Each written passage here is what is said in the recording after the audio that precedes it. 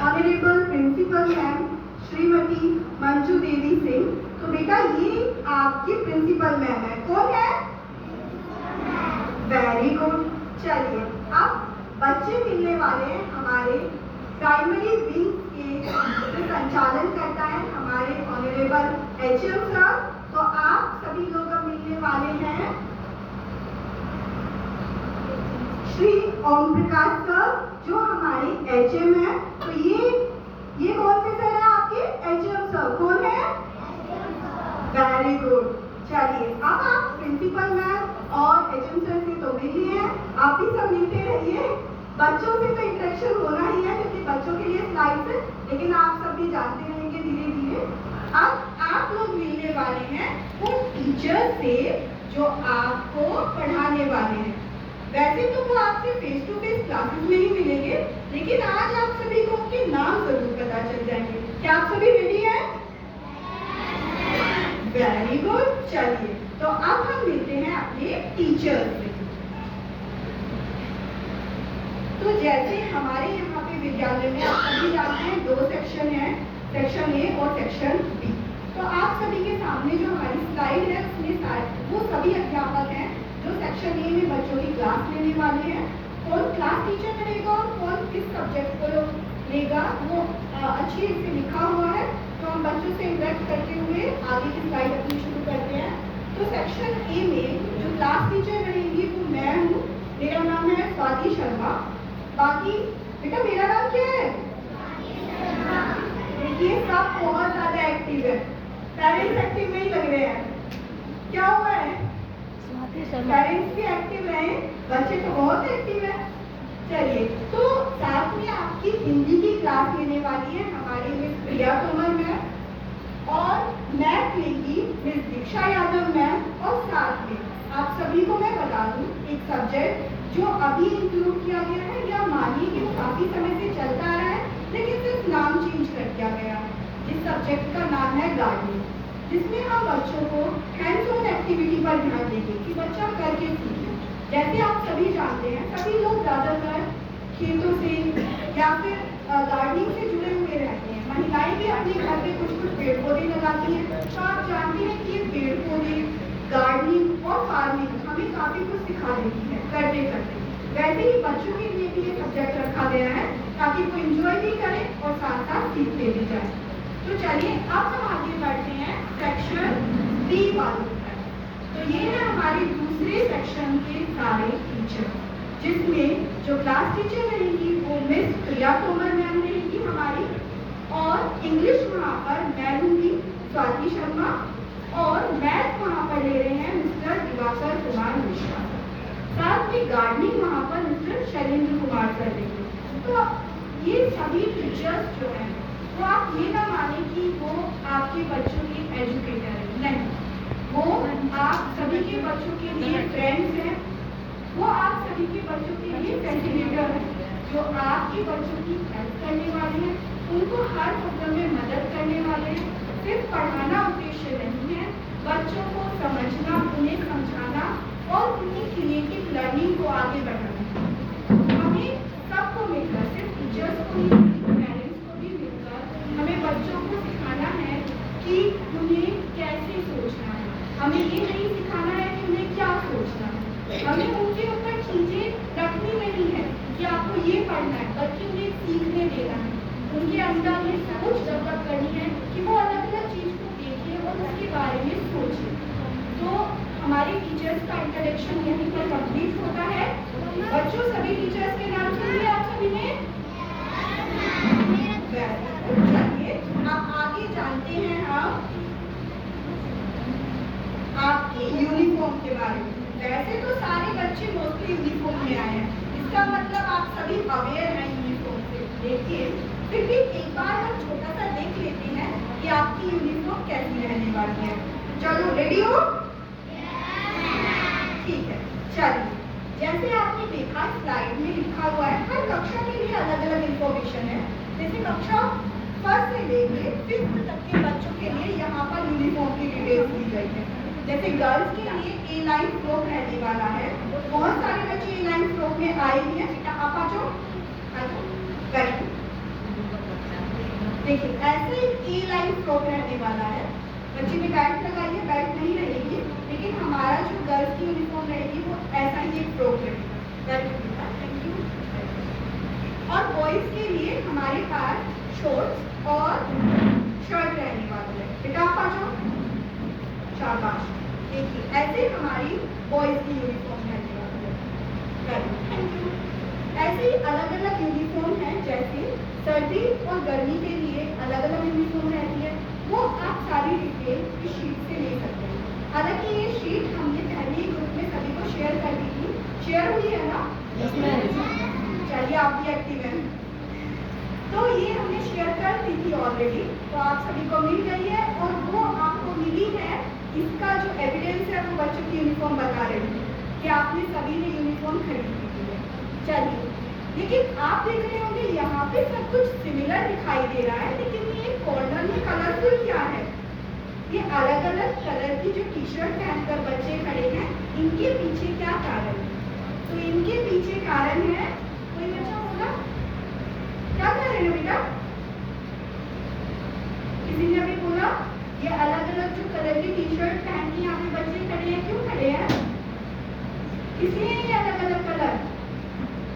चलिए मैं बता दूँ, ये अलग अलग कलर है हाउसेस के।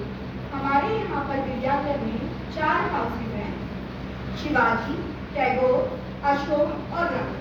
और पूरे 4 हाउसेस के लिए 4 डिफरेंट कलर की टी शर्ट है। तो आपके बच्चे को कोई ना कोई हाउस जरूर अलॉट हो गया होगा। ये हाउसेस इसलिए बनाए गए हैं ताकि बच्चों को स्पेशली अलग से ध्यान दिया जा सके, उनको अलग से मोटिवेट किया जा सके, उनके साथ स्टेज शेयर की जा सके, ताकि उन्हें अलग अलग समय पे टाइम मिले, अपने हाउसेस के थ्रू काम करने का समय मिले, वो कुछ क्रिएटिव सीखे और अच्छा सीखे। चलिए अब हम आगे चलते हैं। जो भी मैं आपको अभी बता रही थी वो ये सेम स्लाइड शो कर रही है। अच्छा बच्चों बताओ, शिवाजी के लिए कौन सा कलर है? शिवाजी किस कलर में लिखा हुआ है? Very good. और टैगोर के लिए किस कलर की टी शर्ट है? अशोका के लिए ब्लू, रमन के लिए येलो। Very good. बच्चे तो एकदम समझदार हैं, बच्चों को पता चल गया है कि किस कलर की टी शर्ट किस हाउस में है। अब थोड़ी सी जानकारी पेरेंट्स के लिए कि वो हाउसेस की जो ड्रेस है, यूनिफॉर्म है, वो आपको कब पहना कर भेजनी है। तो वीक में 2 डेज, वेडनेसडे और सैटरडे को बच्चे हाउस ड्रेस में हैं। तो आप सभी समझ रहे हैं ना? Yes ma'am. चलिए, और साथ में जो नीचे लोगर रहेगा वो नेवी ब्लू कलर का रहेगा। शूज हमारे ब्लैक रहने वाले हैं। तो ये रही सभी बच्चों की यूनिफॉर्म की जानकारी। चलिए अब आगे बढ़ते हैं। आगे बढ़ने से पहले कोई बच्चा पोएम सुनाना चाहता है? वेरी गुड, आ जाओ आ जाओ।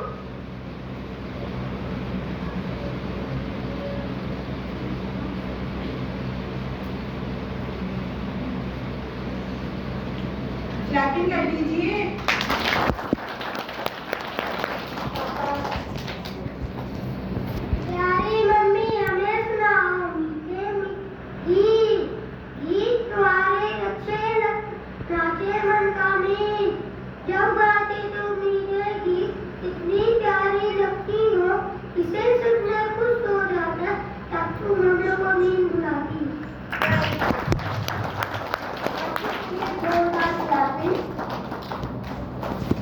बहुत अच्छा बेटा, बहुत अच्छा।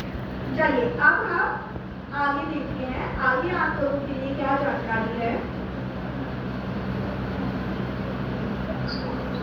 तो आगे है हमारी बुक्स। यानी के लिए हमारे पास अगर आप कहेंगे तो सिर्फ 3 बुक्स, लेकिन ये बुक एनसीईआरटी ने कुछ इस तरीके से प्रिपेयर किया है कि एक ही बुक के अंदर बाकी सारे सब्जेक्ट्स को इंकम्प्लीट किया गया है। सारे सब्जेक्ट्स उसके अंदर चाहे आप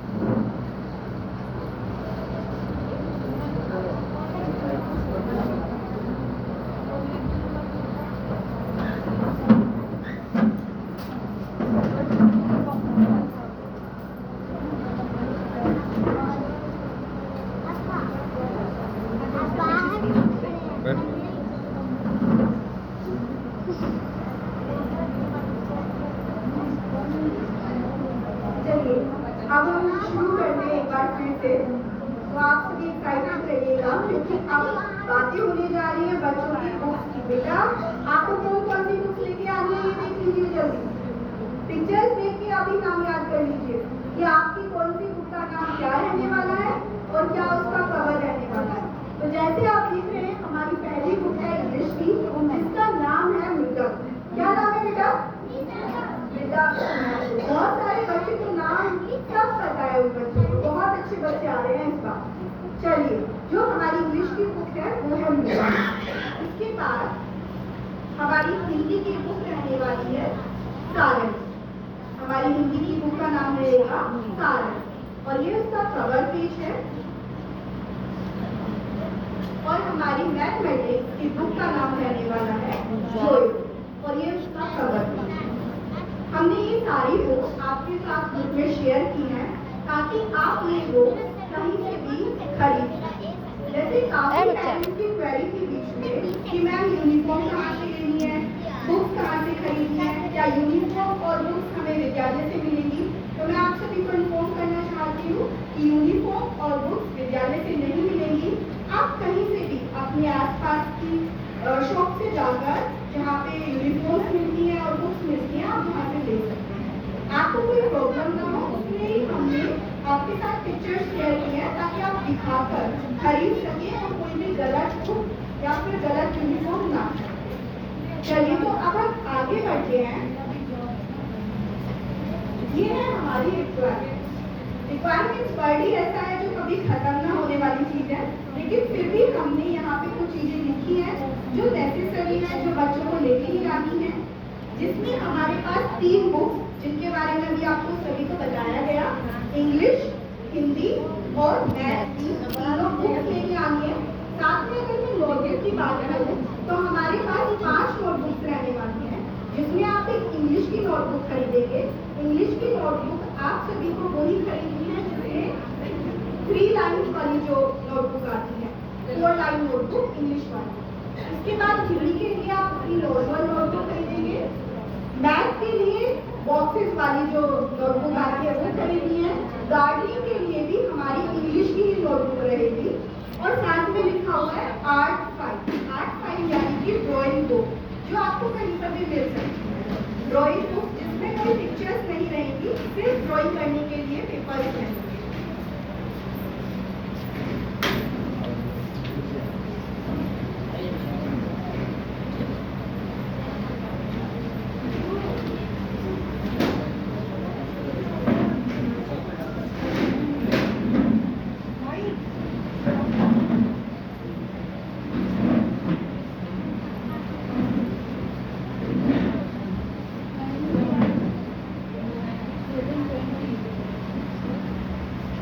बहुत ही जरूरी सूचना जो आप सभी ध्यान से एकदम सुने कि हमारे विद्यालय का जो समय विद्या प्रवेश के समय रहने वाला है वो 7:20 AM to 10:30 AM है।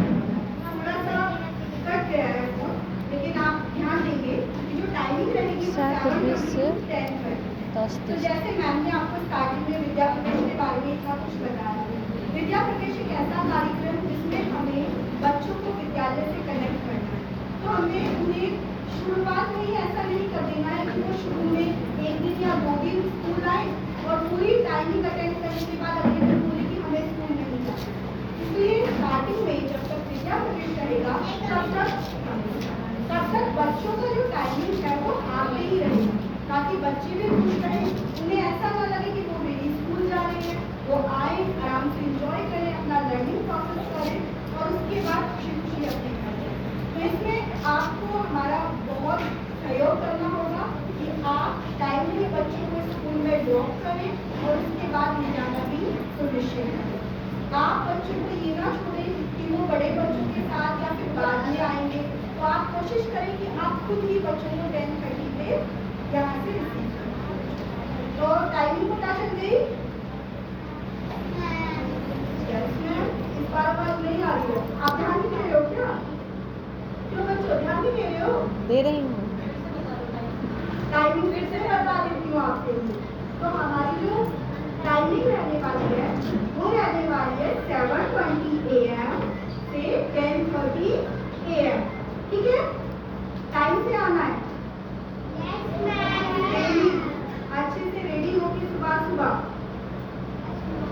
लंच बॉक्स के साथ आओगे?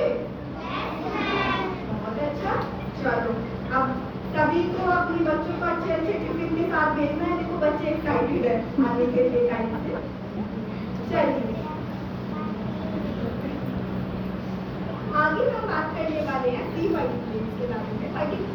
फी आपको कैसे पे करनी है, जैसे कि कुछ लोग जानते हैं ऑलरेडी, जिनके बच्चे केजी में पढ़ रहे हैं, लेकिन जो नहीं जानते हैं उनके लिए हम बताना चाहते हैं कि हमारे यहाँ जो फी पे होती है वो क्वार्टरली पे होती है।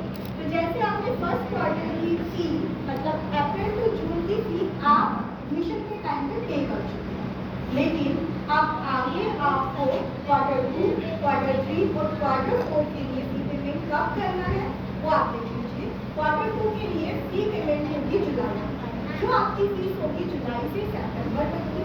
उसके बाद क्वार्टर 3 के लिए आपको फी पेमेंट करनी है अक्टूबर में, जो आपकी फी होगी अक्टूबर से दिसंबर तक के लिए। क्वार्टर 4 की फी आपको जनवरी में पे करनी है, जो आपकी फी होगी जनवरी टू मार्च। आपको कोशिश करनी है कि आपकी पेमेंट स्टार्टिंग के 15 डेज में ही मंथ में कर दें। उसके बाद कुछ फाइन या चार्जेस होते हैं जो लगते हैं, वो आपको धीरे धीरे समझ में आ जाएगा। हम आपके साथ शेयर करेंगे वो चीज़ें, लेकिन मैं आपको बता रही हूँ कि आप कोशिश करें कि 15 डेज तक आप अपनी पेमेंट कर दें। अभी कुछ कलरफुल दिखाई दे रहा है? हाँ, मुझे भी दिखाई दे रहा है। तो छोटे छोटे बच्चे दिखाई दे रहे हैं? मुझे भी दिख रहे हैं। क्या कर रहे हैं ये बच्चे? ड्राइंग कर रहे हैं, गाना गा रहे हैं और खेल भी रहे हैं, पेंटिंग कर रहे हैं। हाँ, ये सारे बच्चे कुछ ना कुछ अलग अलग काम कर रहे हैं। यही सब काम आपको भी करना है। उसी के लिए हमारे पास है क्रिएटिव लर्निंग एक्टिविटी। ये हम विद्यालय में हर सैटरडे को कराते हैं। इससे रिलेटेड मैसेज आपको ग्रुप में मिलेगा। इसमें बच्चों को कुछ कुछ लेके आना होता है। देखिए क्रिएटिव लर्निंग एक्टिविटीज इसलिए कि ताकि बच्चा सिर्फ रटने पर ध्यान ना दे, बल्कि बच्चा सोचे, कुछ बनाए, कुछ अनुभव करे और उससे कुछ सिर्फ किताबों से रट कर आगे ना बढ़े। जीवन में अलग अलग चीज सीखे और इस दुनिया को अपने नजरिए से देखें, हमारे से। हम तो अपना जो हमारा एक्सपीरियंस है वो हमारे साथ है। हमें कोशिश करनी है कि बच्चे अपने लिए अपना एक्सपीरियंस खुद बनाएं। इसी के लिए हमारे विद्यालय में या सभी केवी में क्रिएटिव लर्निंग एक्टिविटीज कराई जाती है। जैसे मेरी इतनी सारी बात तो बच्चों ने ही कर दी, बच्चों ने खुद ही बता दिया कि क्रिएटिव लर्निंग एक्टिविटीज में क्या क्या होने वाला है। क्रिएटिव लर्निंग एक्टिविटीज में पेंटिंग, सिंगिंग, ड्राइंग और गेम्स, डांसिंग, अलग अलग एक्टिविटीज। इसके लिए पेरेंट्स को भी थोड़ा सजग रहना होगा कि जैसे ही आपको इन्फॉर्मेशन ग्रुप में मिलती है, आपके बच्चों को घर से रेडी करा के भेजना, ताकि बच्चा अपना बेस्ट दे यहाँ पर और अच्छे से उस एक्टिविटी में पार्टिसिपेट करे। तो क्या पेरेंट्स भी रेडी है? Yes ma'am. चलिए, तो क्रिएटिव लर्निंग एक्टिविटीज के लिए हम सभी रेडी हैं और ये हमारी होगी सैटरडे। चलिए अब ये डांस सेशन वाले बच्चे हैं जिन्होंने अलग अलग एक्टिविटीज में पार्टिसिपेट किया, जिनकी कुछ पिक्चर्स आपको दिखाई दे रही हैं, जहाँ पे बच्चे कुछ पेपर से बना रहे हैं, गेम हो रही है, बच्चों का वेट प्रेजेंट किया जा रहा है, ड्राइंग कर रहे हैं। और ये क्या है बच्चों, यहाँ पे क्या लिखा हुआ है? Animal mark. यस। और यहाँ पे बच्चे झूला झूल रहे हैं, प्ले कर रहे हैं और यहाँ पे बीट्स की हेल्प से बच्चे खेल रहे हैं। हाँ, तो ये सभी चीजें हमने जो लास्ट टाइम हमारा सीएलए रहा था उसमें अलग अलग चीजें कराई थी और उनकी एक छोटी सी यहाँ पे आपको झलक दिखाई गई है। अभी आप सभी पेरेंट्स से मैं बोलना चाहती हूँ, किसी की कोई भी क्वेरी है तो वो पूछ सकते हैं। अगर किसी को कुछ पूछना है या कुछ जानकारी लेनी है स्कूल के बारे में या किसी भी चीज के बारे में, तो आप बताइए जी सर।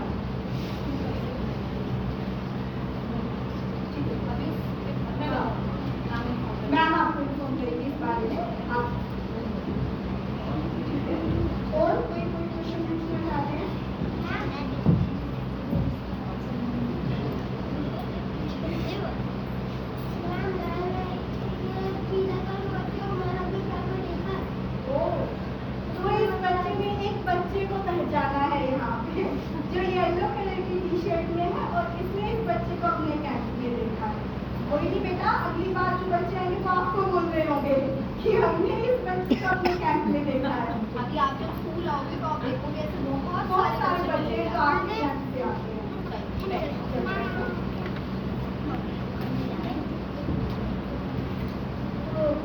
आई थिंक कोई क्वेरी नहीं है। कभी अगर आपको कोई भी इन्फॉर्मेशन चाहिए होगी तो क्लास टीचर हमेशा आपके कॉन्टेक्ट में रहते हैं और मुझे किसी भी प्रकार का कोई भी प्रॉब्लम है तो आप बात कर सकते हैं। वैसे आपका बहुत बहुत धन्यवाद कि आपने इतना पेशेंटली ये सुना। अब मैं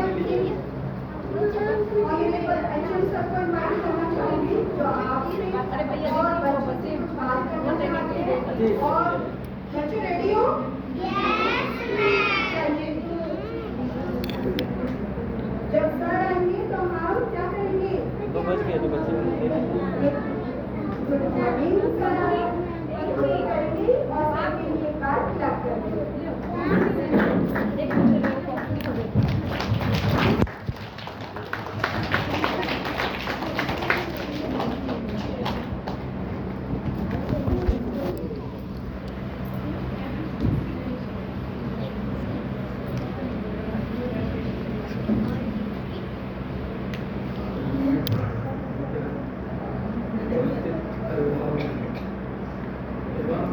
प्यारे प्यारे आज का दिन आप लोगों के लिए बहुत सुखद दिन है। तो आपके बच्चे हमारे विद्यालय में आए हैं। हमारी मैडम लोग बहुत सारी बातों की जानकारी आप लोगों के लिए है। इस क्रम में यह जरूर ख्याल रखिएगा तो बच्चे अपने 3 पुस्तक और 5 नोटबुक यह अवश्य लेकर के विद्यालय आए और क्रमशः यहाँ का जो डिसिप्लिन है इसकी जानकारी हम लोगों को दिया जाना रहेगा। उसका पालन और आपको जो मैसेज जाए उस पर जरूर, क्योंकि बच्चे बहुत छोटे है ना, आप अभिभावक हैं, मैसेज पर प्रतिदिन एक बार जरूर देखिएगा शाम के टाइम में जो आज क्या विद्यालय का कुछ मैसेज आया है। अगर ऐसा करते रहेंगे तो सारा सर्चिंग आपको विधिवत मिलता रहेगा। और मैं एक चीज कहूँगा, जो बच्चे आए हैं इनको आप लोग अलग से कोई भी जो होता है जो ट्यूटर रखिए। सारे लोग ध्यान देंगे, बच्चे विद्यालय आते हैं, यहाँ की जो विधि व्यवस्था है और पढ़ाई है उसके अनुकूल इनको रहने देंगे। इनके ऊपर अलग से कोई आप बर्डन न डालेंगे। और बच्चे विद्यालय आते हैं, ये बहुत छोटे बच्चे हैं, इनको बहुत कुछ समझने सीखने का अभी मौका है और ये सीखेंगे। लेकिन इसी बीच में बहुत सारे पेरेंट्स ऐसा करते हैं जो ट्यूटर लगा देते हैं। तो इस बात का ख्याल रखेंगे जो बच्चों पर भार न डालें, है ना। और विधिवत यहाँ का जो कार्यक्रम चलता है उसमें आप सब लोग और हमारे बच्चे सम्मिलित होते रहें और आगे की सारी योजनाएं जो बनती रहेगी उसकी जानकारी आप सबको। धन्यवाद।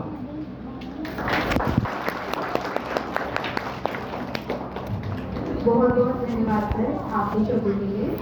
Now I request ma'am to please share your few words.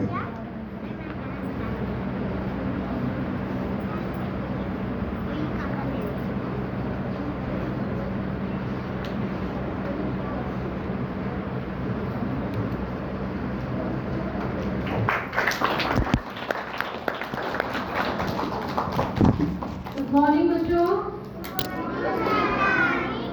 जोश नहीं नजर आ रहा है। Good morning.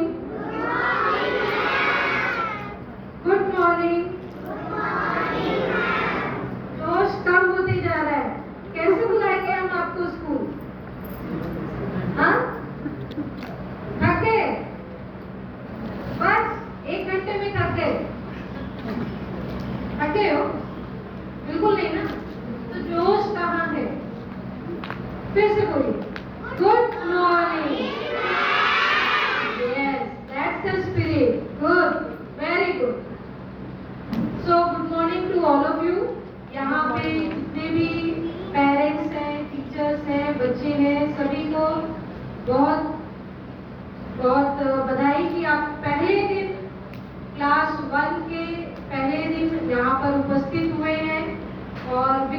प्रवेश कार्यक्रम के बारे में आपको बताया जा रहा है। काफी कुछ हमारे टैलेंटेड टीचर्स ने आपको बता ही दिया है कि विद्या प्रवेश है क्या। ये एनसीईआरटी का 3 महीने का जो प्रोग्राम है, जब बच्चा क्लास 1 में आता है तो क्या क्या उसे सिखाया जाएगा, ये नीलम मैडम ने आपको बहुत ही अच्छी तरीके से पीपीटी के माध्यम से बताया है। लेकिन ये सारी जो कवायद चल रही है विद्या प्रवेश की 3 महीने के लिए, ये किस लिए चल रही है, क्या आपको पता है? क्यों नहीं डायरेक्टली हम जो है जैसे रेगुलर क्लास होता है वो शुरू कर देते हैं? क्यों नहीं हम सिलेबस शुरू कर देते हैं डायरेक्टली क्लास 1 का? नहीं पता मैम। इन्वायरमेंट में एडजस्ट हो, क्योंकि इसके पहले बच्चों का क्या स्कूल रहता है, स्कूलिंग कहाँ से होती है बच्चों की? घर से मैम। घर। यस, बहुत सही। सबसे पहला जो विद्यालय है बच्चों का वो उनका घर है। काफी कुछ वो घर से सीख कर आते हैं, चलना, बोलना, है ना, बहुत सारी एक्टिविटीज आप ही सिखाते हो, आप ही उनके टीचर्स हो। पहले टीचर्स आप हो, उसके बाद हम कहीं आते हैं। तो बच्चा अपना जो उसका एक सेफ जोन है घर, उसे छोड़कर एक अननोन प्लेस मतलब विद्यालय में या स्कूल में आता है, जहाँ पे कि उसे एक, जैसे घर में तो एक पेरेंट्स, एक मम्मी, एक पापा है, यहाँ पे तो 3 या 4 टीचर्स उसके क्लास में आ रहे हैं। पहले तो वो नाम ही जान जाए कि क्या नाम है टीचर्स का, फिर क्या टीचर पढ़ा रहा है, तो वो एडजस्ट कर सके इस माहौल में। और पहले की तरह नहीं कि मार पीट करके काम चल जाता था, है ना। कंबाइंड फैमिली होती थी, एक इधर से आके लगा आ रहा है, दूसरा उधर से लगा रहा है, बच्चा रो रहा है तो और मार दे रहे हैं। अब ऐसा नहीं है, है ना? बच्चों के हॉलिस्टिक डेवलपमेंट की बात जैसे जो नीलम मैडम ने कही है, जिसके लिए लर्निंग आउटकम्स बनाए गए हैं, बिल्कुल उसी चीज को याद रखते हुए हमें बच्चों का हॉलिस्टिक डेवलपमेंट कर सके, इस पे पूरा ध्यान देना है। हॉलिस्टिक डेवलपमेंट का मतलब जानते हैं, संपूर्ण विकास। संपूर्ण विकास में उसका नॉलेज का तो हो ही जाता है, कॉग्निटिव डेवलपमेंट की, उसके मस्तिष्क का भी डेवलपमेंट हो, जिसमें FLN हमारा सबसे पहला है, फाउंडेशन लिटरेसी एंड न्यूमरेसी, जिसमें बच्चा लिखना, पढ़ना, बोलना सीखता है, चाहे वो नंबर्स की बात हो, मैडम ने सब अच्छे से बताया है, ठीक है। उसके लिए क्राइटेरिया है कि क्लास 1 में इतना ही, क्लास 1 पास होते तक इतना ही बच्चा कर सके, बहुत प्रेशर नहीं डालना है। उसके अलावा उसका इमोशनल डेवलपमेंट जो कि आपसे रहता है, पेरेंट्स से अपने इमोशनल उसका लगाव रहता है, इमोशनल डेवलपमेंट अच्छे से हो सके अपने सहपाठियों के साथ, अपने स्कूल के साथ, स्कूल के और मेंबर्स के साथ, ठीक है। इसमें मेंटल हेल्थ की सबसे बड़ी बात है, मेंटल हेल्थ, क्योंकि देख रहे हो छोटे छोटे बच्चे जो है किस किस तरह की हरकतें कर रहे हैं, अपने लाइफ के भी साथ खेल रहे हैं, तो इसके लिए मेंटल उनका हेल्थ बहुत ही स्ट्रॉन्ग रहे, इस तरह का डेवलपमेंट हो, है ना। बच्चा, छोटा बच्चा डिप्रेशन में चला जाता है, सबसे बड़ी दिक्कत तो ये है। क्लास 10 के बच्चे कैसे कैसे स्टेप्स उठा लेते हैं। तो मेंटली स्ट्रॉन्ग हो हमारे बच्चे, इमोशनली स्ट्रॉन्ग हो, ठीक है, इस पे भी ध्यान देना है। और सोशल कनेक्टिविटी भी रहे, सोशल डेवलपमेंट भी हो। तो ये बहुत सारे एनसीईआरटी में एक नेशनल करिकुलम फ्रेमवर्क बनाया है, NCF-FS फाउंडेशन स्टेज, तो उसको हमें फॉलो करना है। तो इसलिए हॉलिस्टिक डेवलपमेंट की बात यहाँ पे की जाती है। और इसी के लिए क्लास 1-2 में होमवर्क का कोई भी प्रोविजन नहीं है, ये बात आप ध्यान में रखिएगा, क्योंकि मेरे पास बहुत कंप्लेंट्स आती है कि टीचर कोई होमवर्क नहीं दे रहा है, ठीक है। तो क्लास 1-2 में कोई होमवर्क का प्रोविजन नहीं है। तो अगर आप प्राइवेट स्कूल में पढ़ा चुके हैं तो प्लीज उससे कंपेयर मत करिएगा, है ना। हम हमारे लर्निंग आउटकम्स, जो हमारे एनसीईआरटी के लर्निंग आउटकम्स हैं, उसको ही फॉलो करते हुए आगे बढ़ेंगे। एक्टिविटी के माध्यम से, टॉय बेस्ड लर्निंग के माध्यम से, जॉयफुल लर्निंग के माध्यम से ही टीचिंग होगी। विद्या प्रवेश के बाद भी होमवर्क का प्रोविजन नहीं है। हाँ, छोटा मोटा कुछ टीचर क्या दे सकता है, लेकिन होमवर्क का कोई प्रोविजन नहीं है क्लास 1-2। क्लास 3 से है, फिर हाफ एन आवर का, 1 आवर का ऐसे बढ़ते जाएगा, लेकिन 1-2 में नहीं है। तो बच्चों को प्रेशराइज नहीं करना है, लर्निंग होनी चाहिए, बच्चा सीखना चाहिए एक्टिविटी के माध्यम से, वो जरूरी है। तो इसलिए, और इसमें सबसे बड़ा है कि आप सभी का सहयोग जरूरी है।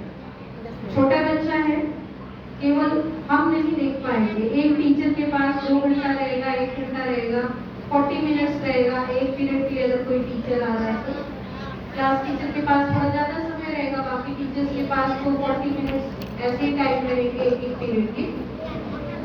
तो सबसे ज्यादा समय आपके पास रहता है, आप नजर बनाए रखिए।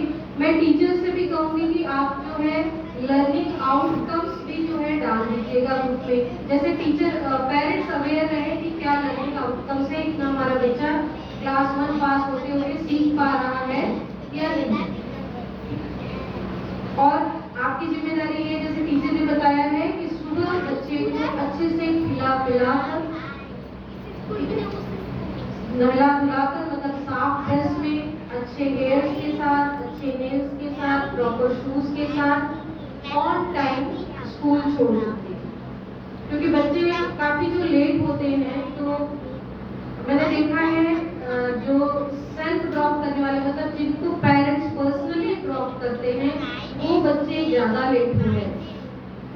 बिसाइड्स जो ऑटो या टेम्पो से आते हैं, उनके अलावा जहाँ पे पेरेंट्स ड्रॉप कर रहे हैं, वो बच्चे ज्यादा लेट होते हैं। तो ऐसा ना होने पाए, आप भी टाइम पे रहिए, बच्चा भी आपका टाइम से स्कूल आएगा।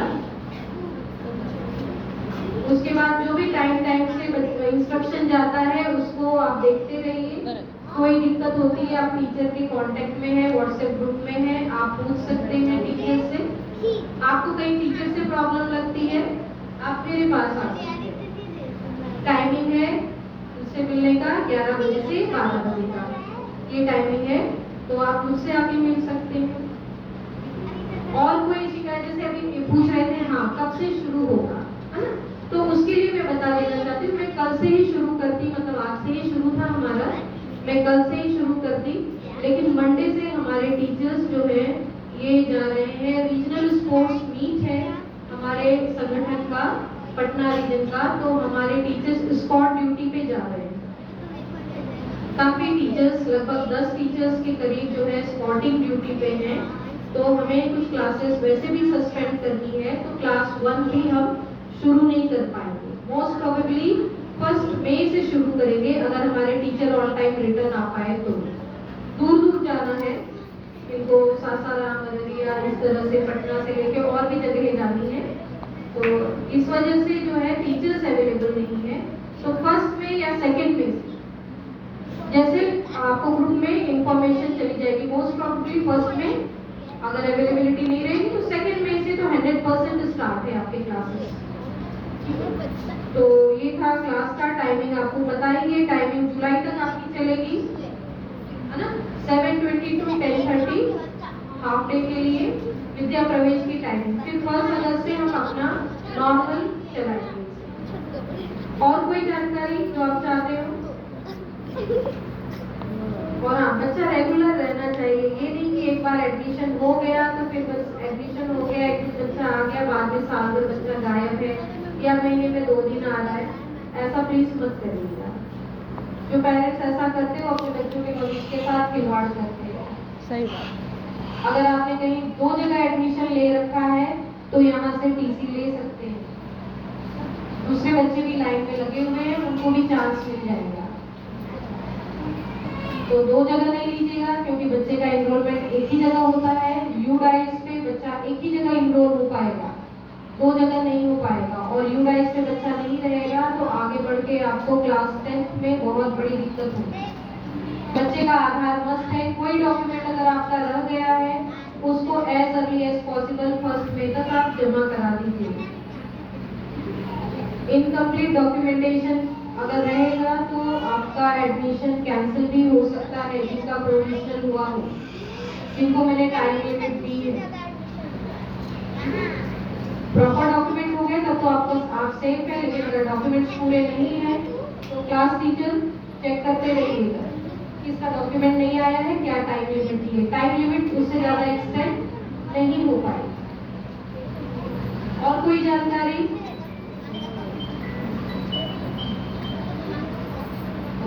So thank you, that's all. काफी टाइम हो गया वैसे भी। Thank you.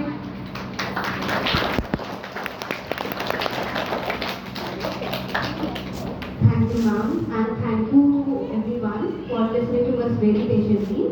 And welcome dear children. अब एक छोटा सा मोमेंटो आप लोगों के लिए और रखा है, so just a few minutes more. बेटा आप ले आइए सेंटर पॉइंट को अंदर। अभी 1 by 1 एक एक बच्चा खड़ा होगा, ठीक है? I call, okay? सब लोग एक साथ खड़े नहीं होंगे, उसे बहुत रश हो जाएगा, ठीक है? 1 by 1 हम स्टार्ट करेंगे। और जो भी बच्चा वैसे पहले खड़ा होगा, उसके जो पेरेंट्स होंगे वो आ जाएंगे साथ में, सो दैट कि बच्चों को मोमेंटो मिल सके। नाम I request you and sir आगे आ जाइए।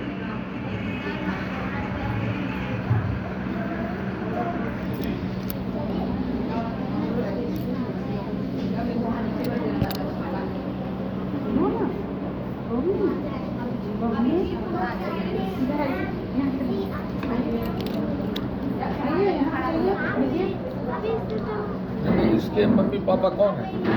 आइए आप इधर आइए।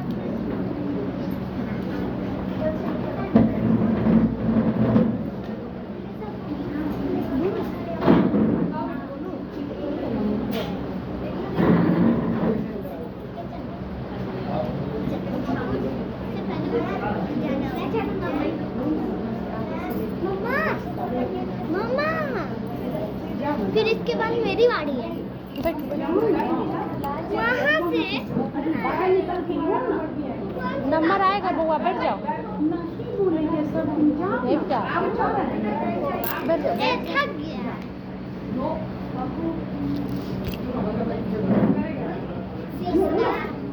जल्दी लगता है